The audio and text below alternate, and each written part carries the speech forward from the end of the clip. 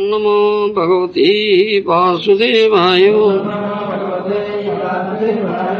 ओम नमो भगवते वासुदेवाय। ओम नमो भगवते वासुदेवाय। Shrimad Bhagavatam 7th canto, chapter 14, text 1. Shri Yudhishthira Vacha Grihastha Etam Padavim Vidhina Jena Sanjasa Jayam Deva Rushe Bruhi Madruso Gruha Mudhadhi. Yudhishthira Uvacha Grihastha Padavim Vidhina Jena Sanjasa Jaya Deva Rushe Bruhi Madruso Gruha Mudhadhi. Yudhishthira Vacha Grihastha Etam Padavi Vidhina Jena Sanjasa Jaya Deva Rushe Bruhi Madrusa Gruha Mudhadhi. Translation by Srila Prabhupada.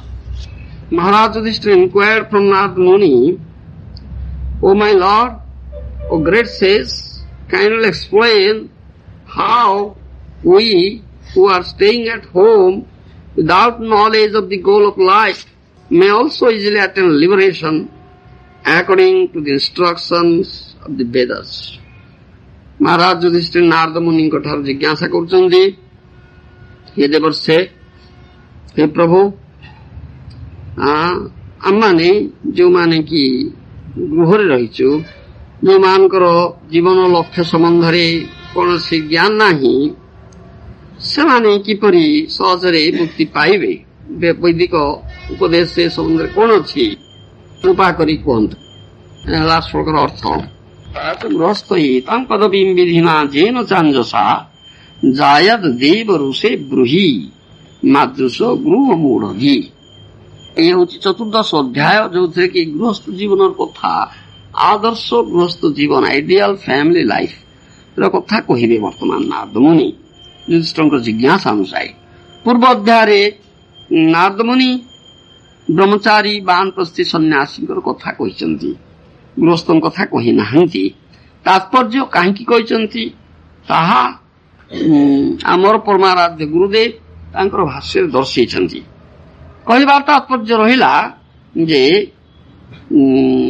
गृहस्थाश्रम बानप्रस्थाश्रम सन्यासाश्रम रे जो माने रहिबे आये तीनोटी आश्रम extremely important बड़ गुरुत्वपूर्ण अत्यधिक गुरुत्वपूर्ण जीवन अंतिम लक्ष्य साधन दिगरे। आउ ये तीनोटी आश्रम जो मान रहिबे से मानकर कौन प्रकार जौन जीवन जापन कथा नाही, जौन क्रिया करिबे ना, केवल गृहस्थ पाई अनुमति मिलिछि अंडर रेगुलेशंस संजत भाव रे जौन क्रिया करिबा पाई। सेति पाई नारद मुनि ब्रह्मचर्य वानप्रस्थ सन्यास एक कथा कहिसंती एवं तद्वारा से सुझेइछंती जे एई जौन क्रियार कोनोसी आवश्यकता नाही। Wanted to stress that sex is not at all necessary. किंतु जदि कोनोसी व्यक्ति अधिक रजगुण थाए तार से जौन क्रिया से करंती निहाती तार तांको गृहस्थाश्रम रे प्रवेश करबा पई पड़िबो। शास्त्र और गुरुंकर निर्देश रे संजत जौन क्रिया करिबे से मन इच्छा नहीं। एथिपाई युधिष्ठिर महाराज ए सब कथा बुझी पाले वर्तमान से जिज्ञासा करछन्ति गृहस्थक संबंध रे। गृह मूढ़धि से जे कि संपूर्ण रूपे जीवन लक्ष्य संबंध रे अज्ञात गृह मूढ़धि।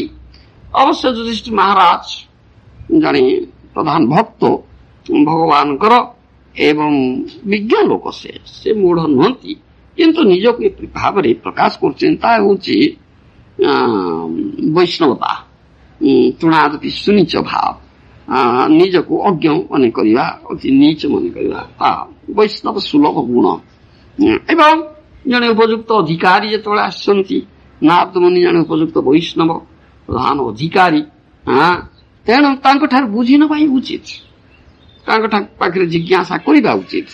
ଏହା ହଉଛି ସାଧାରଣ ଭଦ୍ରତା ବା ଇଏ ହଉଛି ସଦାଚାର, ଏ ଗୁଡ୍ କ୍ୱାଲିଟି, ଭଲ ଗୁଣ ଇଏ, ଏଇଟା ସଦାଚାର, ଏଟିକେଟ୍, ସାଧାରଣ ଭଦ୍ରତା।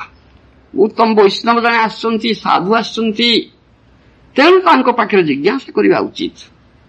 ବିଶେଷ କରି ଯେ ଗୃହସ୍ଥ, ସେ ଅଜ୍ଞ, ଯାହା ଆମର ପରମାରାଧ୍ୟ ଗୁରୁଦେବ କହିଲେ about the life's goal, ଜୀବନର ଅନ୍ତିମ ଲକ୍ଷ୍ୟ କଣ, ଗୃହସ୍ଥ ସେ ସମ୍ବନ୍ଧରେ ଅଜ୍ଞ। ଗୃହସ୍ଥ ତାର ଘର ଦ୍ୱାର, ଧନ ସମ୍ପତ୍ତି, ପରିବାର, ଭାର୍ଯ୍ୟା ପୁତ୍ର କନ୍ୟା ଏମାନଙ୍କୁ ନେଇକି ବ୍ୟସ୍ତ ଅଛି, ଏମାନଙ୍କୁ ନେଇକି ବ୍ୟସ୍ତ ଅଛି। ସେ ଚିନ୍ତା କରୁନି, ପ୍ରଚୁର ପରିମାଣରେ ଆସକ୍ତ ଚିତ୍ତ ହେଇଛି, ଗୃହ ସହିତ ପରିବାର ସହିତ ପ୍ରତି ଆସକ୍ତ ଚିତ୍ତ ହେଇଛି। ସେଥିପାଇଁ ଜୀବନର ଅନ୍ତିମ ଲକ୍ଷ୍ୟ କଥା ସେ ଭୁଲି ଯାଇଛି। ସେଥିପାଇଁ ଗୃହ ମୂଢ଼ଧି ବୋଲି କୁହାଯାଇଛି ଏଠି। ଆଉ ଗୃହ ଅନ୍ଧକୂପ, ପ୍ରହ୍ଲାଦ ମହାରାଜ କହିଛନ୍ତି ଗୃହ ଗୋଟେ ଅନ୍ଧକୂପ ସଦୃଶ,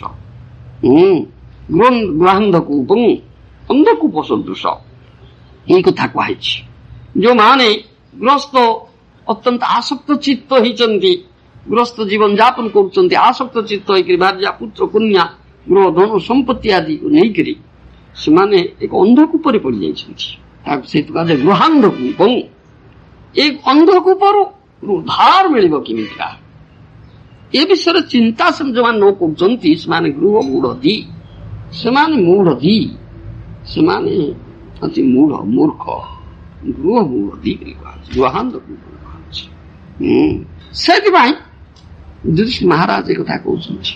ଆଉ କୃପା କରିକିରି ଯେ ଇଣ୍ଟେଲିଜେଣ୍ଟ ପର୍ସନ୍ସ, ଯୋଉମାନେ ବୁଦ୍ଧିମାନ ବ୍ୟକ୍ତି, ଗୃହସ୍ଥ ବୁଦ୍ଧିମାନ ହେଇଛନ୍ତି, ସେ ସମ୍ବନ୍ଧରେ ଜିଜ୍ଞାସା କରିବ। ଯେମିତି ଯୁଧିଷ୍ଠିର ମହାରାଜ ଜିଜ୍ଞାସା କରୁଛନ୍ତି ନାରଦ ମୁନିଙ୍କ ପାଖରେ, ମୁଁ ଗୃହାନ୍ଧକୂପରେ ପଡ଼ିଯାଇଛି, ମୋର ଉଦ୍ଧାର ଉପାୟ କି?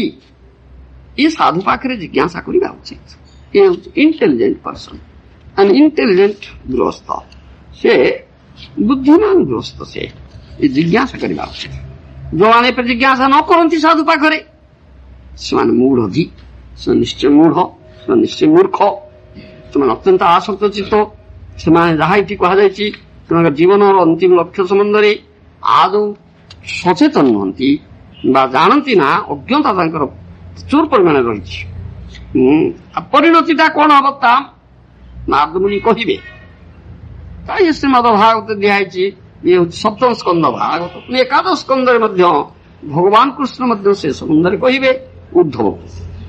ବ୍ରହ୍ମଚର୍ଯ୍ୟ ଆଶ୍ରମ, ବାନପ୍ରସ୍ଥାଶ୍ରମ ଆଶ୍ରମ, ଗୃହସ୍ଥାଶ୍ରମ କଥା, ଏ କଥା ମଧ୍ୟ ଉଦ୍ଧବଙ୍କର ଜିଜ୍ଞାସା ଅନୁଯାୟୀ ଭଗବାନ କୃଷ୍ଣ ମଧ୍ୟ କହିବେ। ଆହୁରି ବର୍ଣ୍ଣନା ଅଛି, ବହୁ ବର୍ଣ୍ଣନା ଅଛି ଶ୍ରୀମଦ ଭାଗବତରେ ଏ ସମ୍ବନ୍ଧରେ। କାରଣ ଶ୍ରୀମଦ ଭାଗବତ ପ୍ରମାଣମଳ, ଅମଳ ପ୍ରମାଣମୂଳକ ଗ୍ରନ୍ଥ, ସେଥିପାଇଁ ଏତେ ସବୁ ପ୍ରକାର ଶିକ୍ଷା ଦିଆଯାଇଛି। ଭଗବାନଙ୍କର କଥା, ଇଏ ଭଗବାନ ଯେ ସୃଦଂ ସର୍ବଭୂତାନଂ, ସମସ୍ତ ଜୀବ ଜଗତର ଏକମାତ୍ର ମଙ୍ଗଳାକାଂକ୍ଷୀ ବନ୍ଧୁ, ସେଇ କଥାଇ କହୁছে। ଶାସ୍ତ୍ର ଗୁରୁ ଆତ୍ମା ରୂପେ আপনাকে ଜନାନ କୃଷ୍ଣ ମୋର ପ୍ରଭୁତ୍ରାତା ଜୀବେର ବୈ ଜ୍ଞାନ, ଚୈତନ୍ୟରେ ଏ କଥା କୁହାଯାଇଛି। ଶାସ୍ତ୍ର ଗୁରୁ ଏବଂ ଆତ୍ମା, ପରମାତ୍ମା ରୂପରେ ଭଗବାନ ଜଣାଉଛନ୍ତି ନିଜକୁ, ନିଜ କଥା ହିଁ କହୁଛନ୍ତି। ତା ନହେଲେ ବଦ୍ଧ ଜୀବର ଏ ଜ୍ଞାନ ହବ ନା, ଏ କୃଷ୍ଣ ମୋର ପ୍ରଭୁ ଆଉ ତ୍ରାତା, ଏ ଜ୍ଞାନ ବଦ୍ଧ ଜୀବର ହବ ନା। ସେଇଥିପାଇଁ ଏଥିରେ ସବୁ କଥା ହିଁ କୁହାଯାଉଛି। ଆଉ ବୁଦ୍ଧିମାନ ଯିଏ, ସେ ସମସ୍ତେ ଜିଜ୍ଞାସା କରିବା ଉଚିତ। ଯେମିତି ନାରଦ ମାନଙ୍କ ପାଖରେ ଜିଜ୍ଞାସା କରୁଛନ୍ତି, ଯୁଧିଷ୍ଠିର ମହାରାଜ ଜିଜ୍ଞାସା କରୁଛନ୍ତି। ଇଣ୍ଟେଲିଜେଣ୍ଟ ପର୍ସନ, ଉପଯୁକ୍ତ ଅଧିକାରୀ ଆସିଛନ୍ତି, ଉନ୍ନତ ସାଧୁ ଆସିଛନ୍ତି, ତେଣୁ ତାଙ୍କ ପାଖରେ ଜିଜ୍ଞାସା କରାଯିବା ଉଚିତ। ଯେ ଯେତେ ବେଶୀ ଜାଣୁନା କାହିଁକି, ନିଜେ ଜାଣିଛି ବୋଲି ଯଦି କିଏ ବାହାଦୁରୀ କରନ୍ତି, ସେ ମୂଢ଼ ନା, ସେଥିପାଇଁ କହିଲେ ମୂଢ଼ଧି, ମୁଁ ବଡ ଅଜ୍ଞ ଲୋକ। ଏ ହଉଛି ଆମର ଭଦ୍ରତା, ଏଟିକେଟ। କେହି କହେ ନା ଯେ ମୁଁ ବଡ ମୂଢ଼, ମୁଁ ବଡ ବିଜ୍ଞ ଲୋକ, ନା, ମୁଁ ମୂଢ଼ ଅଜ୍ଞ ଲୋକ। ଉନ୍ନତ ସାଧୁ ଆପଣ ଆସିଛନ୍ତି, ଆପଣ ବିଜ୍ଞ ଲୋକ, ଆପଣ ଏଇ ମୂଢ଼ ଲୋକ ଆମକୁ ଉପଦେଶ ଦିଅନ୍ତୁ। ଜିଜ୍ଞାସା କରାଯିବା ଉଚିତ। ଏ ଆଦର୍ଶ ଇଏ ଦେଖାଇ ଦିଆଯାଉଛି ଆମକୁ ଏଠି। ଦୃଷ୍ଟି ମହାରାଜ ଜଣେ ଗୃହସ୍ଥ, ସେ ନିଜକୁ ଯଦିଓ ବିଜ୍ଞ ନୁହଁ କି ମୂଢ଼ୀ ବୋଲି କହୁଛନ୍ତି, ମୂଢ଼ୀ, ତେଣୁ ଜିଜ୍ଞାସା କରୁଛନ୍ତି। ଆଉ ସେ ତ ମଧ୍ୟ କୁହାଯାଇଛି ଆମର ଚୈତନ୍ୟ ଚରିତାମୃତରେ ମଧ୍ୟ ଆମେ ଦେଖିବା ଯେ ଆମର ସନାତନ ଗୋସ୍ୱାମୀ, ରୂପ ଗୋସ୍ୱାମୀ ଏମାନେ ଗୃହସ୍ଥ ଥିଲେ। ଏମାନେ ଏପରିକି ମୁସଲମାନ ହୁସେନ ସାହ ବାଦଶାହଙ୍କ ପାଖରେ ଚାକିରି କରୁଥିଲେ, ମୁସଲମାନ ହେଇଯାଇଥିଲେ। ତାପରେ ସେମାନେ କିପରି ଛାଡି ଦେଇକରି ମହାପ୍ରଭୁଙ୍କ ଶ୍ରୀମାନ ମହାପ୍ରଭୁଙ୍କ ପାଖକୁ ଯାଇଛନ୍ତି। ସେମାନେ ବିଜ୍ଞ ଲୋକ, କିନ୍ତୁ ନିଜକୁ ବଡ ଅଜ୍ଞ ଭାବରେ ସେମାନେ ମଧ୍ୟ ନିଜକୁ ପ୍ରେଜେଣ୍ଟ କରିଛନ୍ତି ତଦ୍ରୁପ ଭାବରେ। ମହାପ୍ରଭୁଙ୍କ ପାଖରେ ଯାଇ ଜିଜ୍ଞାସା କରିଛନ୍ତି।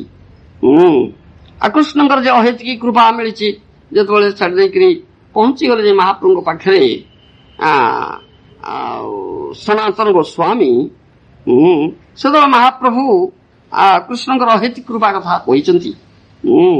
ଆଉ କୃଷ୍ଣ ବଡ ଅହେତିକି କୃପାମୟ, ଯେ କି ସନାତନଙ୍କର ଏଇ ଗୃହାନ୍ଧ କୂପରୁ ତାଙ୍କୁ ଉଦ୍ଧାର କରିଛନ୍ତି, ବନ୍ଧନ ମୋଚନ ଲୀଳା ଏପରି ବନ୍ଧନ ମୋଚନ କରିଛନ୍ତି ବୋଲି କହିଲେ। ଏତେ କହି କହେ ପ୍ରଭୁ ଶୁଣ ସନାତନ, କହି କହେ ପ୍ରଭୁ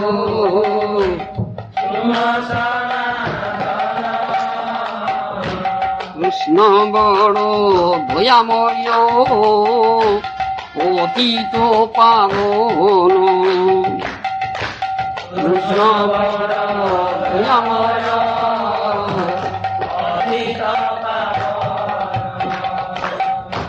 মহারৌরব হইতে তোমা করিলা উদ্ধার, মহারৌরব হইতে তোমা করিলা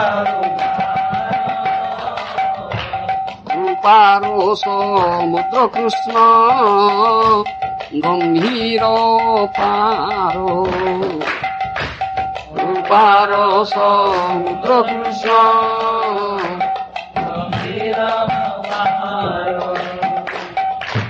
সনাতন কহে কৃষ্ণ আমি নাহি জানি, সনাতন কহে কৃষ্ণ আমি নাহি জানি, আমার উদ্ধার হেতু তোমার কৃপা মানি, আমার উদ্ধার হেতু তোমার কৃপা মানি। এই কথা সনাতନ ପ୍ରଭୁ କହିଲେ, ସ୍ୱାମୀ କହିଲେ।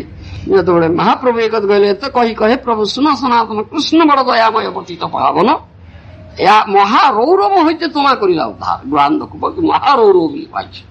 ଭାଗବତ 11 ସ୍କନ୍ଧରେ ମଧ୍ୟ ସେ କଥା ବର୍ଣ୍ଣନା ଅଛି। ଯୋଉମାନେ ଅତ୍ୟନ୍ତ ଆସକ୍ତ ଚିତ୍ତ ହୁଅନ୍ତି, ଗୃହ ପରିବାର ଇତ୍ୟାଦି ସେଇମାନଙ୍କୁ ଚିନ୍ତା କେବଳ କରନ୍ତି, କରିକିରି ମୃତ୍ୟୁବରଣ କରନ୍ତି, ସେମାନେ ଅନ୍ଧ ନାମକ ତାମସୀ ଯୋନିରେ ପ୍ରବେଶ କରନ୍ତି। ନର୍କ ଗତି ସେମାନଙ୍କୁ ହୁଏ, ଅନ୍ଧ ନାମକ ତାମସୀ ନର୍କ ଯିଏ ଅଛି ସେଠି ପ୍ରବେଶ କରନ୍ତି, ଏଇ ଗତିଟା ହୁଏ। ସେଥିପାଇଁ ମହାପ୍ରଭୁ କହିଲେ ମହାରୌରବ ହଇତେ ତୁମା କରିଲା ଉଦ୍ଧାର, କୃଷ୍ଣ ବଡ ଦୟାମୟ ତୁମକୁ ମହାରୌରବ ନର୍କରୁ ଉଦ୍ଧାର କରିଦେଲେ ଯେ ତୁମେ ଗୃହାନ୍ଧକ ଉପରୁ ଚାଲି ଆସିଲ। ବର୍ତ୍ତମାନ ଏଇ କଥା ଅଛି, ଏ ସତ କଥା ଆମର। ସେଥିପାଇଁ କିନ୍ତୁ ସନାତନ ଗୋସ୍ୱାମୀ କହିଲେ, ସେ ବଡ ବିନୟୀ ପ୍ରକୃତରେ ବୈଷ୍ଣବ ତ, ସନାତନ କହେ କୃଷ୍ଣ আমি ନାହିଁ ଜାଣି, আমার উদ্ধার হেতু তোমার কৃপা মানি। ମୁଁ କୃଷ୍ଣ କୃଷ୍ଣ କଥା ଜାଣିନି, ଆପଣଙ୍କର କୃପା, ଆପଣ କୃପା କରିବାରୁ ମୁଁ ଉଦ୍ଧାର ପାଇଲି। এই কথা সনাতন গোস্বামী କହିଲେ। ପୁନଶ୍ଚ ସେଇ ଚୈତନ୍ୟ ଚରିତାମୃତରେ ବର୍ଣ୍ଣନା ଅଛି ମାୟା ଜୟର ଉପାୟ କଥା ବି କୁହାଯାଇଛି।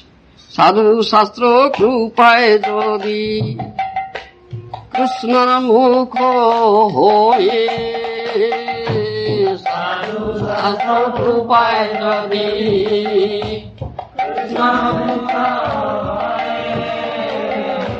সেই জীব নিস্তরে মায়া তাহারি ছাড়,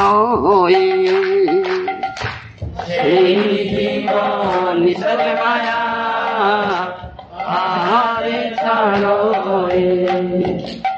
ଏ କଥା ଇଏ ହଉଛି ମାୟାଜ ରୂପା। ସାଧୁ ଶାସ୍ତ୍ର କୃପାଏ ଯଦି କୃଷ୍ଣ ମୁଖ হয়, ସାଧୁ କୃପା ଶାସ୍ତ୍ର କୃପା ଏ ଦୁଇଙ୍କର କୃପା। ସାଧୁ ମୁଖରୁ ଶାସ୍ତ୍ର କଥା ତତ୍ତ୍ୱ କଥା ଜାଣିଲେ କୃପା ମିଳେ। ଏଇଟା ହଉଛି କୃପା ଲାଭର ଉପାୟ।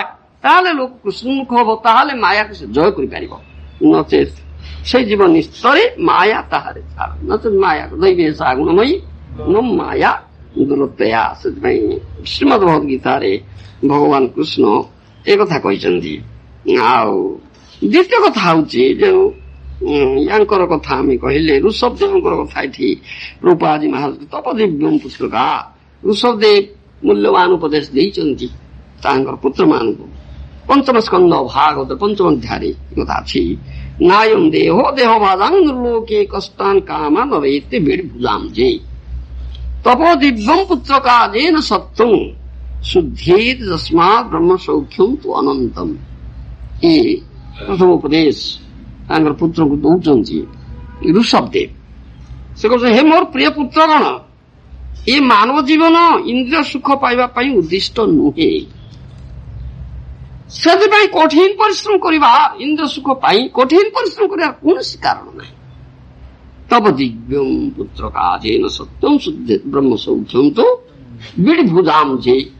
ବିଷ୍ଠାଭୋଜୀ ଶୁକର ମାନେ ତ ଏ ସୁଖ ପାଉଛନ୍ତି, ତୁମେ ଦୁର୍ଲଭ ମାନବ ଜନ୍ମ ପାଇକିରି କାହିଁ ସୁଖ ପାଇବା ପାଇଁ ଚେଷ୍ଟା କରିବ? ଏଥିପାଇଁ ଉଦ୍ଦିଷ୍ଟ ନୁହେଁ। ବରଂ ତୁମମାନେ ଏ ଜୀବନରେ ତପସ୍ଚରଣ କର। ତପ ଦିବ୍ୟଂ ପୁତ୍ରଂ ଦିବ୍ୟକା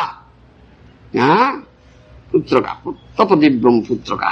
ହେ ପୁତ୍ରଗଣ, ତୁମେ ତପସ୍ଚରଣ କର ଏ ଜୀବନରେ, ଯାହା ଫଳରେ ତୁମମାନେ ବିଶୁଦ୍ଧ ହବ ଏବଂ ଫଳତଃ ଅନନ୍ତ ଦିବ୍ୟ ସୁଖ ଆନନ୍ଦ ଉପଭୋଗ କରିବାକୁ ସକ୍ଷମ ହବ। ଏ ଜୀବନ ଉଦ୍ଦିଷ୍ଟ ନୁହେଁ ଯେ ଇନ୍ଦ୍ର ସୁଖ ବା ଇନ୍ଦ୍ର ଉପଭୋଗ ବା ଜଡ଼ ଉପଭୋଗ କରିବା ନିମିତ୍ତ। ଏଥିପାଇଁ କୌଣସି ପ୍ଲାନ୍ ପ୍ରୋଜେକ୍ଟ କରିବା ଦରକାର ନୁହେଁ ବା ସେଥିରେ ମସ୍ତ ହବା ଉଚିତ ନୁହେଁ। ଏ ଦୁର୍ଲଭ ମାନବ ଜୀବନ ଉଦ୍ଦିଷ୍ଟ ହେଇଛି ଏକମାତ୍ର ତପଦିବ୍ୟଂ ପୁତ୍ରକା ଯେନ ସତ୍ୟଂ ବ୍ରହ୍ମ ସୌଖ୍ୟଂ ତୁ ଅନନ୍ତମ୍। ସେ ଦିବ୍ୟ ସୁଖ, ବ୍ରହ୍ମ ସୁଖ, ଅନନ୍ତ ସୁଖ ଆନନ୍ଦ ପାଇବା ପାଇଁ ଏ ଜୀବନ ଉଦ୍ଦିଷ୍ଟ, ଆଉ ତାହା ତପସ୍ୟା ଦ୍ୱାରା ଲବ୍ଧ ହବ। ଆଉ ଏପରି ଜଡ଼ ସୁଖରେ ଉନ୍ମତ୍ତ ହେଇକି ରହିଲେ ତାହା ମିଳିବ ନା। ଏ ଉପଦେଶ ଆମର ଋଷଭଦେବ ତାଙ୍କର ପୁତ୍ରମାନଙ୍କୁ କହିଛନ୍ତି। ଋଷଭଦେବ ମଧ୍ୟ ଭଗବାନଙ୍କର ଏକ ଅବତାର ଅଟନ୍ତି, ତେଣୁ ତାଙ୍କର ଏ ଉପଦେଶ ଅଛି। ସେ କଥା ପ୍ରପାଦି ମହାରାଜ ଆମର ତାଙ୍କର ଭାଷ୍ୟରେ ଉଲ୍ଲେଖ କରିଛନ୍ତି। ତେଣୁ ସେଥିପାଇଁ କୁହାଯାଏ ଦୁର୍ଲଭ ମାନବ ଜନ୍ମ ସୁଦୁର୍ଲଭ, ଆଉ ଲବ୍ଧ ସୁଦୁର୍ଲଭ ଇଦଂ ଭୂଷମ୍ଭନ୍ତେ ମାନୁଷ୍ୟ ମର୍ଥଦମ ନିତ୍ୟମ ପ୍ରିୟ ଧୀର ତୂର୍ଣ୍ଣମ ପତେଦନ ଯତେଦନ ମୃତ୍ୟୁ ଯାବତ୍ ନିଶ୍ରେୟସାୟ ବିଷୟ କଣ ସର୍ବତ୍ର ସ୍ୟାତ୍। ଏକାଦଶ ସ୍କନ୍ଧ ଭାଗବତରେ କଥା କୁହାଯାଇଛି। କେତେ ଲକ୍ଷ ଲକ୍ଷ ଯୋନିରେ ଭ୍ରମଣ କଲା ପରେ ଦୁର୍ଲଭ ମାନବ ଜନ୍ମ ମିଳୁଛି। ଉଦ୍ଦେଶ୍ୟଟା କି ନା? ଉଦ୍ଦେଶ୍ୟ ହେଉଛି ଅର୍ଥଦ ପରମାର୍ଥ ଲାଭ ନିମିତ୍ତ ମାନବ ଜୀବନ ଉଦ୍ଦିଷ୍ଟ। ଧର୍ମ ଅର୍ଥ କାମ ମୋକ୍ଷ ପାଇଁ ଉଦ୍ଦିଷ୍ଟ ନୁହେଁ। ଇଏ ଚାରୋଟି ହେଉଛି କଣ ତୁମର ଚତୁର୍ଭର୍ଗ, ଚାରି ପୁରୁଷାର୍ଥ। ତା ଉପରେ ଯୋଉ ପଞ୍ଚମ ଜିନିଷ ଅଛି ପରମ ପୁରୁଷାର୍ଥ, ପରମାର୍ଥ, ସେ ପରମାର୍ଥ ଲାଭ ପାଇଁ ଏ ଦୁର୍ଲଭ ମାନବ ଜୀବନ ଉଦ୍ଦିଷ୍ଟ। ଏଇ ଉଦ୍ଦେଶ୍ୟ ମିଳେ, ସେଥିପାଇଁ ପ୍ରଦର୍ଶନ କରିବା କଥା। ଆଉ ଅନିତ୍ୟ କୋଉ ସମୟରେ ନଷ୍ଟ ହେଇଯିବ, ସବୁଦିନ ରହିବ ନା। ତେଣୁ ଡିଲେ କରିବାର, ଡେରି କରିବାର ଆବଶ୍ୟକତା କିଛି ନାହିଁ। ସାଙ୍ଗେ ସାଙ୍ଗେ ଯାହା କରଛି ପ୍ରହ୍ଲାଦ ଭାଷରେ କୁମାର ଆଶ୍ରୁତେ ପ୍ରାଜ୍ଞಂ ଧର୍ମାନ୍ ଭାଗବତାନ୍ ଦୁର୍ଲଭଂ ମାନୁଷଂ ଜନ୍ମଂ ତଦପି ଅଧ୍ରୁବଂ ଅର୍ଥଦୌ। ପ୍ରହ୍ଲାଦ କୁମାର କର, ପିଲାଦିନ ଆରମ୍ଭ କର। ସେ ପ୍ରାଜ୍ଞ ବ୍ୟକ୍ତି ଯେ ପିଲାଦିନରୁ ଭାଗବତ ଧର୍ମ ଆଚରଣ କରିବାକୁ ଆରମ୍ଭ କରିଦେଲା, ସେ ପ୍ରାଜ୍ଞ ବ୍ୟକ୍ତି। କାହିଁକି ନା ଅନିତ୍ୟ, କେଜାଣେ କାହାର ଆଜି ମୃତ୍ୟୁ କାଳ ହେଇଯିବ ଉପସ୍ଥିତ, କହିପାରିବା ନା।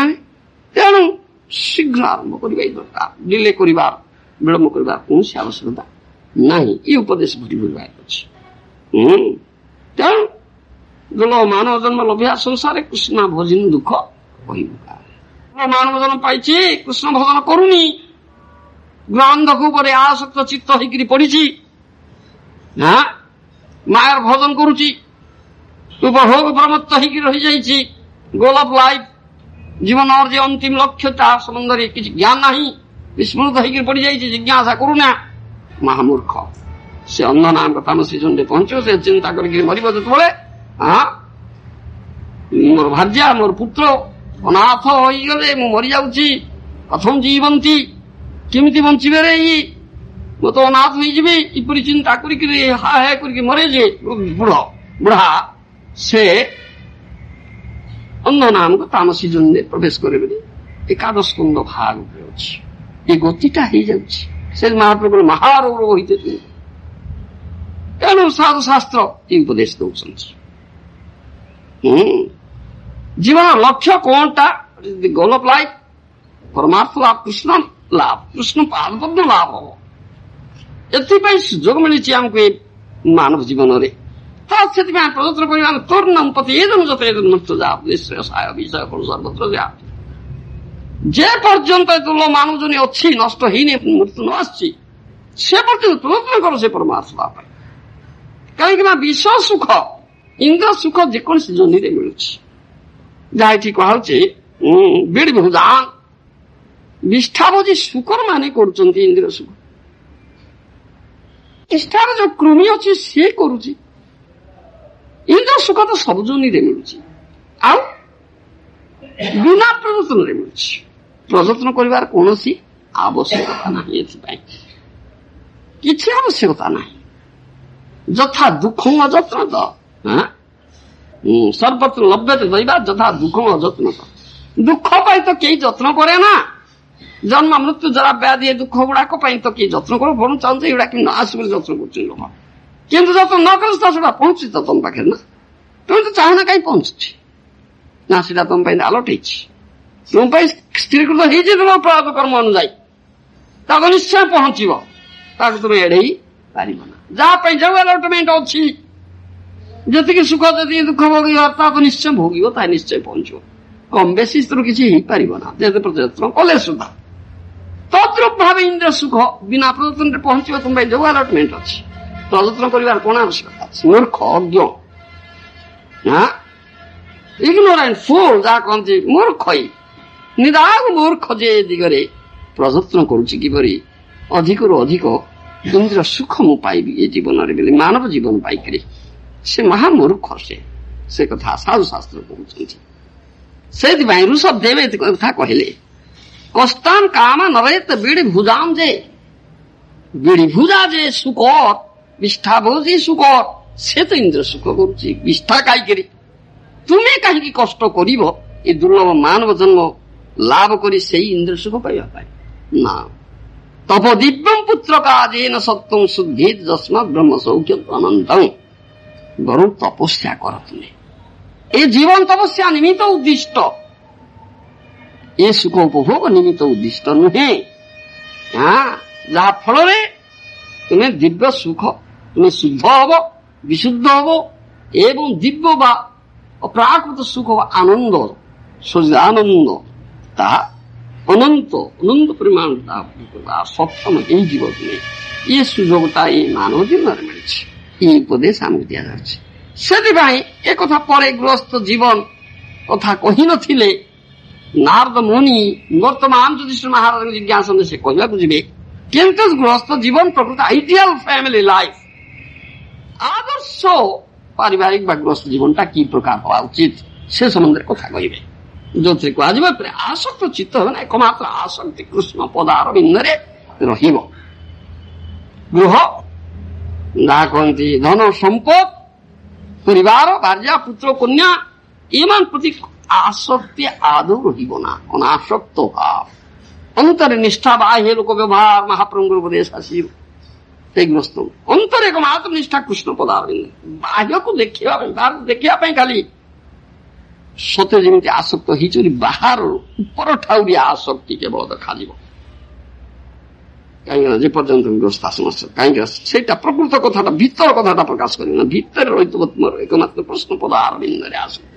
ଆଉ ସବୁବେଳେ ସୁଯୋଗ ମିଳୁଥିବ, କେବେ କୃଷ୍ଣ ଦୟାମୟ ମତେ ଏଇ ଅନ୍ଧକୁ ବରୁ ଉଦ୍ଧାର କରିବେ, କେବେ ସୁଯୋଗ ଦେବେ ମତେ ଏ ଅନ୍ଧକୁ ବରୁ ଉଦ୍ଧାର କରିବେ। ଛଟପଟ ହଉଥିବା ଦରକାର, ଅନ୍ଧାରେ ପଡି ଛଟପଟ ହଉଛି। ସେ ସବୁବେଳେ ପ୍ରାର୍ଥନା ଥିବ, କାଲି କୃଷ୍ଣ ନିଶ୍ଚୟ ଅସିରାତ କୃଷ୍ଣ ତମାଏ କରିବେ ଉଦ୍ଧାର, କୃଷ୍ଣ କୃପାଇ କରିବେ।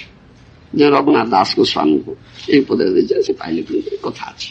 ଆଉ ତୁମେ ରହିକି ବେଶ ଆନନ୍ଦରେ ଅଛି, ବେଶ ଅଛି, ଭଲ ମିଳୁଛି, ଆରାମ ମିଳୁଛି, ଖାଇ ପିଇ ବେଶ ଅଛି, ଘର ଅଛି, ଧନ ଅଛି, ସମ୍ପଦ ଅଛି, ଆଉ ଭଜା ଅଛି, ପୁଅ ଅଛି, କୁଟୁମ୍ବ ଅଛି, ଭାଇ ଅଛି, ବନ୍ଧୁ ଅଛି, ବେଶ ଆରାମ ଅଛି। ଇ ପ୍ରକାର ଯେ ଭାବେ ମହାମୂର୍ଖ, ସେ ଆରାମରେ ନାହିଁ। ଫୁଲ୍ସ ପାରାଡାଇଜ ଦୁଃଖରେ ଅଛି, ମହା ଦୁଃଖରେ ଅଛି।